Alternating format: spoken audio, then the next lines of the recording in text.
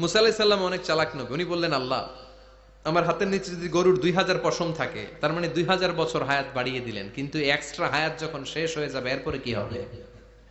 আগে ওইটা বলেন। আল্লাহ বললেন সুম্মাল মাউত, তারপরে তো মুসা মরতেই হবে, আসতেই হবে। সাইয়েদনা মুসা আলাইহিস সালাম বললেন, ফাল আনা, তাহলে আর দেরির দরকার নাই, এখনই আমি আপনার কাছে চলে যেতে চাই। মালাকুল মাউত মুসা আলাইহিস সালামের রূহ নিয়ে উড়াল দিলেন। সুবহানাল্লাহ। বাঁচতে পারছে? বিশ্বনবী মরে নাই, উনি ইন্তেকাল করেছেন। চিল্লা এখন ঠিক কিনা? ইন্তেকালের আগে বিশ্বনবী প্রচন্ড অসুস্থ হলেন। মা আয়েশারে ডেকে বললেন, আয়েশা, মনে হয় আমি বাঁচবো না। ওই যে খায়বার বিজয়ের দিন, খায়বার দুর্গ বিজয় করার পরে এক ইহুদি মহিলা আমার দাওয়াত দিয়েছিল। ওই দাওয়াত খেতে যাওয়ার পরে গোশতের মধ্যে বিষ মাখানো হয়েছিল রে আয়েশা। ওই বিষ মাখানো খাসির গোশত খেয়ে যে ব্যথা আমার পেটে উঠেছিল, আজ আবার সেই ব্যথা উঠেছে। বিশ্ব নবী ওই বিষ খাওয়ানো গোশতের কারণে ইন্তেকাল করেছেন। তার মানে বিশ্ব নবী শাহীদ। জামা আল্লাহু বাইনা নবুওয়া ওয়া শাহাদা, আল্লাহ বিশ্ব নবীকে শুধু নবী বানায় নাই, শহীদ হিসেবে কবুল করেছে। সুবহানাল্লাহ কইবেন না? প্রচন্ড অসুস্থ, উনি ছাড়া মসজিদে নববীতে কেউ ইমামতি করার সাহস পায় না। বিশ্বনবী বললেন, আবু বকর তুমি যাও। আবু বকরও যায় না। বিশ্বনবী বললেন, পানি আনো। বিশ্বনবী পানি দিয়ে ওযু করলেন। ওযু করে কয়েকজন সাহাবীকে ধরে উঠতে চাইলেন, আবার ধপাস করে বেহুশ হয়ে পড়ে যায়।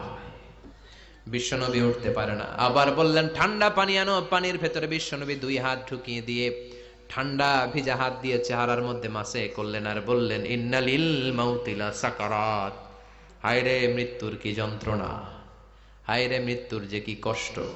ও মিয়া, বিশ্বনবী যদি মৃত্যুর কষ্টে কাতরায়, আমাদের অবস্থা কি? আমাদের নসিবে কি আছে? আল্লাহ তুমি বাঁচাও, পড়ে না আমি।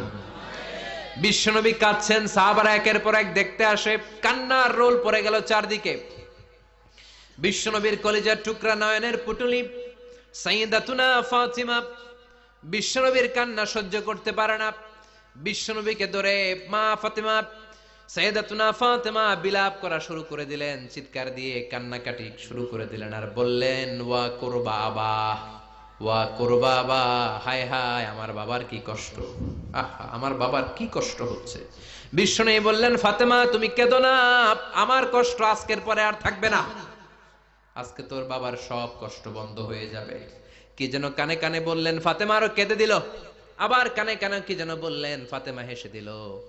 বিশ্বনবীর ইন্তেকালের অনেক পর মা আয়েশার কাছে ফাতেমা বললেন, আমি যখন প্রথমে কেঁদেছিলাম, আব্বা বলেছিল আমি আর বাঁচব না রে ফাতেমা। আবার কানে কানে একটা কথা বলার পরে হেসেছিলাম, আব্বা বলেছিল আমার পরে আমার পরিবার বর্গের মধ্য থেকে সর্বপ্রথম তোমার সাথে আমার দেখা হয়ে যাবে রে ফাতেমা। অল্প কয়েক মাসের ব্যবধানে সাইয়্যিদাতুনা ফাতেমা উনিও ইন্তেকাল করলেন। বিশ্বনবী শোয়া থেকে উঠতে পারে না। এক সাহাবীকে দেখলেন মেসওয়াক করছে। বিশ্বনবী মেসওয়াকের দিকে তাকিয়ে রইলেন। বিশ্বনবীর নিথর দেহটা পড়ে আছে। আয়েশারা যে বলবে, আয়েশা মেসওয়াক দাও, বলতে পারে না। মা আয়েশা বুঝতে পেরে মেসওয়াক আনলেন, বিশ্বনবীকে মেসওয়াক করিয়ে দিলেন। এবার বিশ্বনবী বললেন, ও আবু বকর শোনো, আল্লাহ আমাকে অপশন দিয়েছে। কি দিয়েছে? আল্লাহ বলেছে, নবী আজীবন থাকতে চাইলে থাকেন, আর আসতে চাইলে চলে আসেন। আমি থাকতে না চেয়ে আল্লাহর কাছে চলে যাওয়ার ইচ্ছা করলাম। সাইয়েদনা আবু বকর কান্না জুড়ে দিলেন। বিশ্বনবী বললেন, আসসালাত আসসালাত, ও আমার উম্মতেরা নামাজ তরক করো না। ইন্তেকালের আগে বললেন, নামাজ ছেড়ে দিও না।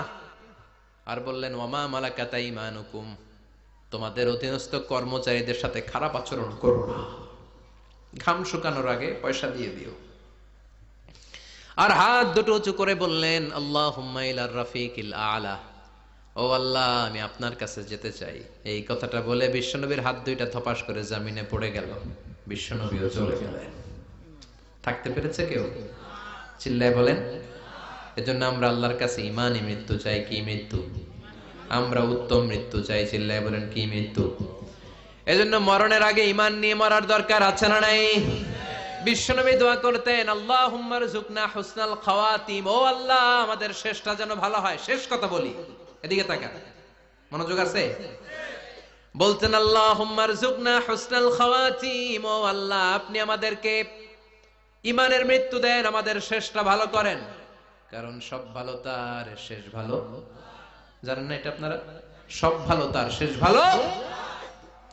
আজীবন ইসলামের পক্ষে, আজীবন নামাজি মুত্তাকি, মরার আগে কাফের হয়ে মরে, এরকম আছে না নাই? মরার আগে শাহবাগের মঞ্চে উঠে ভাষণ দেয়, ভাইয়েরা আমার, আছে না নাই?